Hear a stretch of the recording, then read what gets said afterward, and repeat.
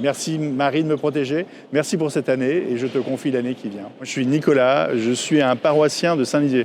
Ça veut dire que c'est tout simplement mon église dans laquelle je prie. Et on est juste là pour partager notre église, on l'ouvre et on vous accueille. On va dans un lieu où c'est surprenant, mais il est paisible. Pendant 4 jours, tout est paisible. Vous avez des gens de toutes les confessions qui acceptent la démarche qu'on leur propose.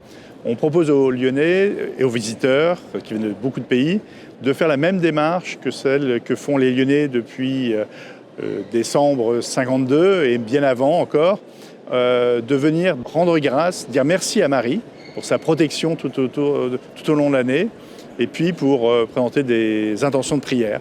Il y en a une qui transcende toutes les religions et toutes les cultures, c'est d'allumer une bougie et de déposer la bougie avec cette petite flamme qui exprime bien notre petite foi vacillante. Ils peuvent écrire sur un papier, donc là vous avez des pupitres sur lesquels ils ont des papiers où ils vont écrire leur prière et la déposer dans la corbeille devant l'autel.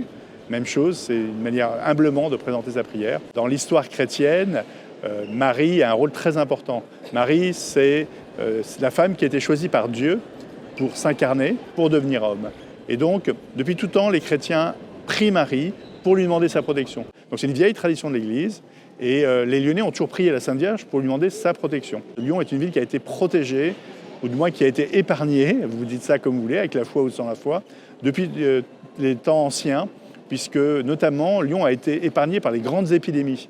De la même manière, Lyon a été protégée des guerres. Il n'y a pas vraiment eu de destruction à Lyon par des guerres. Donc les Lyonnais ont une grande dévotion pour la Sainte Vierge et ils croient au fond de leur cœur de Lyonnais que la Sainte Vierge les protège en particulier. Et en fait, les chrétiens ont dû se reposer la question, en fait, finalement, nous, c'est notre fête et qu'est-ce qu'on en fait?